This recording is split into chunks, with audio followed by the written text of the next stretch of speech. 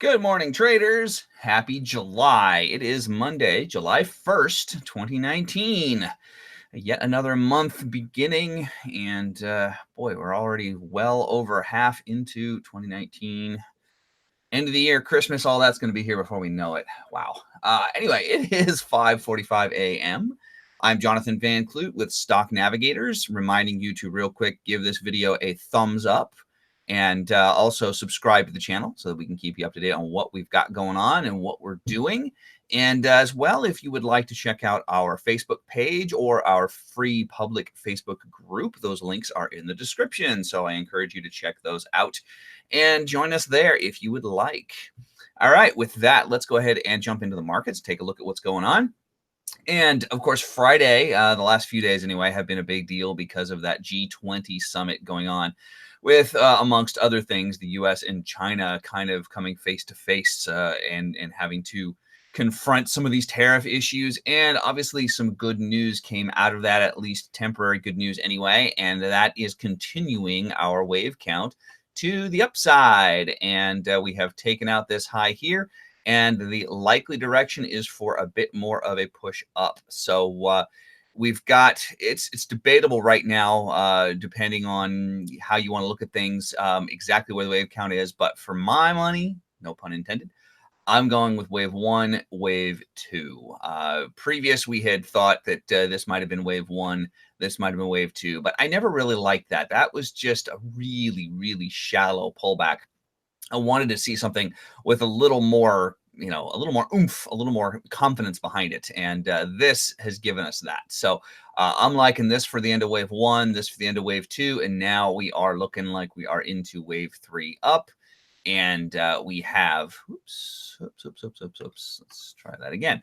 Zoom out a bit here and see that we have handily now jumped over the all-time high right there. So we are definitely in all-time high uncharted territory, gunning for that 3,000 psychological level. And I mean, it's entirely possible that despite the wave counts and all of that, we may run into some trouble at 3,000. Big round numbers are just a big deal for human beings. We tend to both get excited by and scared of them. So 3,000 is going to be very, very interesting to see if this market hesitates there, pulls back, or just blows right on through it. 60-minute time frame, clearly up. We've got a nice big gap up here from yesterday. And although it pulled back a little bit, it only filled about halfway. Kind of came to 50% of the gap fill and then just took off to the upside. Right now, however, we're kind of hanging right around there. A little bit of uncertainty, a little bit of sideways right now while the morning sets up. So it'll be interesting to see what happens this morning at the bell.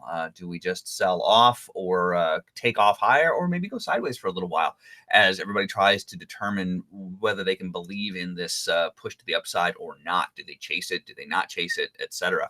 But technically speaking, all indications are pretty decent to the upside. The only thing that would give me even a slight hesitation, slight pause, and it would only be slight, would be the oscillator on the 60-minute, slightly divergent there. Price going a little bit higher, oscillator going a little bit lower.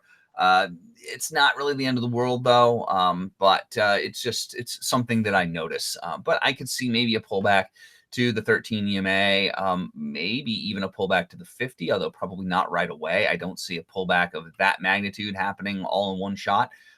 But hey, it all depends on how nervous the sellers are and if the buyers are willing or not to buy what the sellers are selling. So we'll have to see what happens. This gap will probably want to fill at some point. That is pretty standard for gaps to want to fill, but they don't always fill right away. So we might see it push up maybe for the rest of this week. Maybe 3,000 will be the level where we come down and fill this gap the rest of the way. We'll have to wait and see. But right now, anyway, the direction is just continuing to the upside. As we've been talking about, we are still definitely in an uptrend. Russell 2000, very much the same. Its pullback was a bit steeper, of course. This pullback here was sharper, but now we're heading up for a wave 3. In fact, I need to, or excuse me, not for a wave 3, excuse me. Yeah, I have it previously as 1, 2, and 3, 4. And that might, in fact, still be the case. But with this updated wave set, I'm kind of liking this actually for one. This would more like be the 1-2 on a smaller time frame, maybe on the 60-minute time frame, something like that. But on the daily time frame, I'm more liking this. So I'm actually, going to update my count here. And 4 hasn't happened yet. Let's put that up there. The daily one would be more like up here. So that's more like what I'm feeling like on the daily. This would have been intraday counts. So, yeah, market is definitely up. We are above the zero line. We're above the 50 SMA, above the 13 EMA. 13 EMA is about to cross the 50. That could give us some additional propellant to the upside. So watch for that. Watch for that 13 to cross the 50 to the upside, and that could fuel a rally, give us some follow through to the upside. The oscillator certainly has plenty of room to go higher, as you can see here. It definitely could go higher. So we have not yet challenged the all-time highs on the Russell. We've not been able to do that. It's been quite some time, and we still have a ways to go before we can get up there, and that's all the way back here. So Russell's got a ways to go before it's challenging its all-time highs. But if the rest of the market wants to head higher, Russell would certainly get pulled along in its wake. So right now on the 60-minute, oscillator is just getting higher with each push up. Until this most recent one right here. Right now, oscillator's a little bit divergent. So similar to the ES, slight concern about that, but it is only slight. That's the 60-minute chart. Everything is technically still up. I mean, yeah, sure, maybe we'll get a little bit of a pullback, maybe to the 13, maybe fill this gap, something like that. But I don't see any real signs of major significant trouble right now. But certainly we're going to have to get over this high here in order to continue higher. We got a little bit of ways to go before we get there. So we'll be watching for that. And otherwise, the trend right now is up. So unless something surprising happens to change that, we're looking to trade in the long direction. All right, let's take a look at crude oil. And crude has actually, to my slight surprise, managed to pop higher. Was looking like it was pretty tired, running out of steam, getting stuck at the 50. And right now it's jumped up above it. So is that it for the pullback? Is that all we're going to get? Hey, it all depends. It could be. Just depends on what the buyers and sellers want to do. But right now, anyway, they are pushing price higher. So uptrend is still intact. We are over the 50. 13 hasn't crossed the 50 yet, but if and when it does, that could certainly propel us higher a little bit, just like on the RTY. Otherwise, oscillator has crossed the zero line to the upside. MACD line has also crossed the zero line to the upside, and of course has crossed its signal line way back here. And everything is looking pretty good. I don't see any major worry signs. If I really had to pinpoint something, it would be that price has been going higher. But look at the oscillator. Oscillator getting weak. So we could be looking for a bit of a pullback somewhere here. Wave count wise, it's looking to me like we've got a 1, a 2, and a 3. And well, this could have been actually the 4, maybe. It's possible that's the 4 right there. It's a pretty shallow pullback for a 4, but it could be. So either we are in the last gasps of 3 or we are in 5. Either way, it's looking like probably around this level is our next major point of resistance. That's our next significant sell zone. So we'll be looking for this market to potentially get to that level. Just out of curiosity, let me just real quick do a Fibonacci extension here and just see. Whoops, I don't have all my levels enabled for some reason. Let's fix that. 161, 261, there we go. All right, so 161 to 261, there's our level. So it certainly could be, that could be the 4. That would fit from a textbook perspective. That fits, in which case we're looking for upside extension of somewhere around 61.8 to 100%, which is right there. So I think that is reasonable. Somewhere in here, but probably closer to the 61.8 is probably a reasonable target for crude in the medium term, somewhere around 63-ish, 63, 64, somewhere right in there. That's my current target for crude. All right, let's now move on to gold. And gold is still trying to hang on to its gains. It has, if I zoom in a little bit here, pulled back to the 13 EMA, and 13 has kind of rejected it.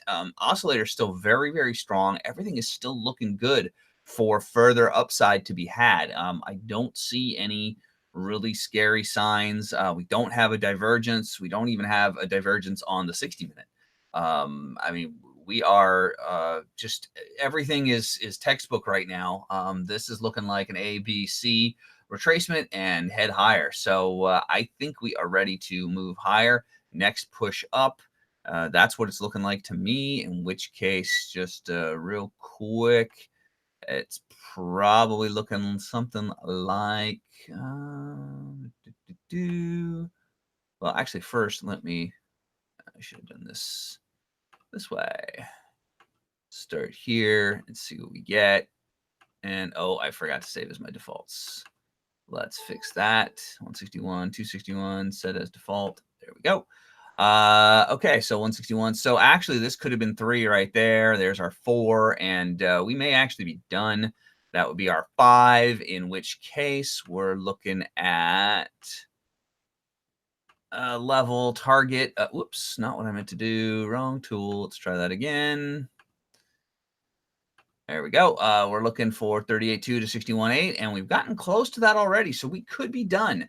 If we take out this level here of the wave B, A, B, if we take that out, then definitely we are done coming down, and the next big move up is happening, and that's going to be a wave 1. So wave 1 up, then we're going to have a 2 pullback, and then 3 being the big one to the upside. So if you're looking to trade to the long side, if you're a buy and holder and you don't mind sitting through a pullback, then now might not be a bad time. You get a fairly low risk entry here. If you are more sensitive to pullbacks, you might want to wait until we get that wave 1 up, wave 2 down, and then see about jumping into a wave 3 up. All right, let's take a look at natural gas. And nat gas did bounce and bounced pretty nicely, and now it's pulling down. And if we can finally establish a higher low, we might have our wave 1, wave 2, and then finally a wave 3 to the upside. So we're not confirmed on that yet. We definitely don't have it. I also am a little concerned that we didn't have any kind of divergence here, and usually at the end of a wave, we'll see a divergence, and we did not have that. So we very well could keep going here. We are still lower lows and lower highs. We did not take out this high. So technically speaking, downtrend is still intact. Now, looking at the 60 minutes, we do have a bit of a divergence, but that's on a move up. We've got price going higher. We've got oscillator going lower. And not surprisingly, then we've given up here and pulled back down. So at the moment, anyhow, downtrend is continuing. I would want to definitely hold off. If you want to play the short side, you can, although you're jumping in very, very late to the game. So I wouldn't be crazy about doing that either at this level. But if you're looking to go long, you're going to want to wait and watch for that first higher low.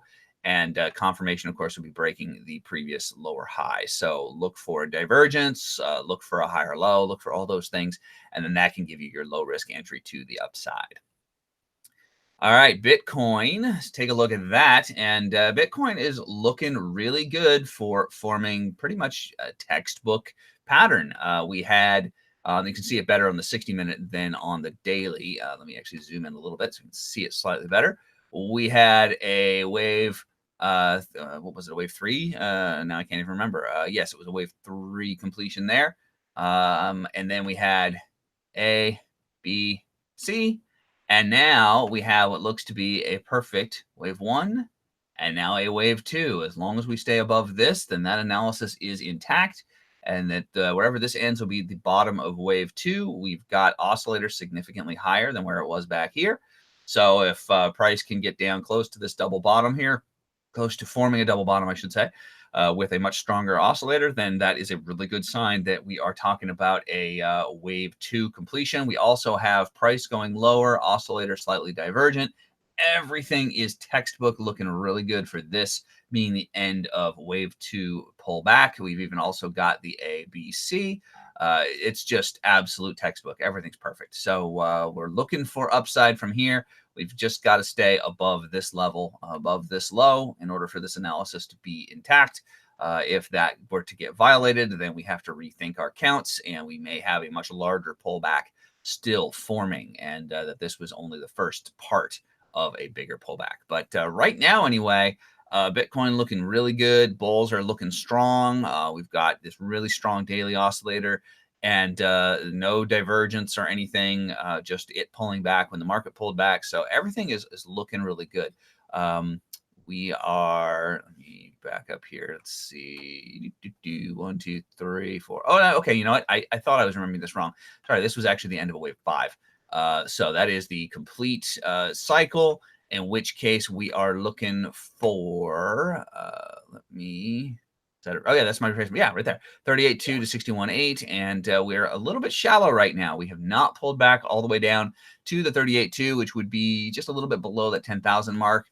So there is the possibility of further downside, but everything else is right now looking very textbook for this to be the ABC to be done, and we're now moving up into a wave 3. So we'll just have to wait for confirmation of that. We don't have it quite yet, but it's certainly looking good. Obviously, if the oscillator on the 60-minute can get above the 0 line, that would be a good bit of confirmation that things are turning around. MACD line as well.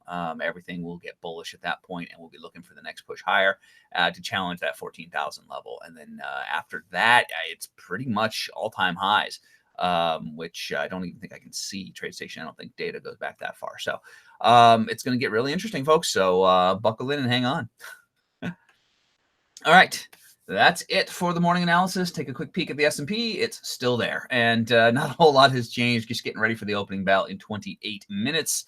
So wrapping up, I'm Jonathan Van Clute again with Stock Navigators. One more time reminding you to make sure you hit that thumbs up button, give us a like on the video, subscribe to the channel, and leave us any comment, feedbacks, anything like that.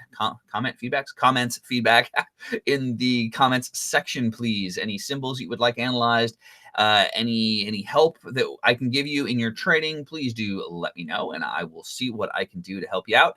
And of course, if you'd like to join us on Facebook, you can hit our Facebook page or our public Facebook group. Both of those are linked in the description below the video. So check those out. I'd love to see you there. All right, that is it for me. I'm going to go get ready for our premium trading room this morning. So I'll see everybody there who's going to be in that room. Everybody else, I'll be back to do this again on Wednesday morning at 5:45 once again. So have yourself a great Monday. I hope you have a good day of trading if you're in the markets. And either way, I'll see you on Wednesday. Take care, everybody. Trade well.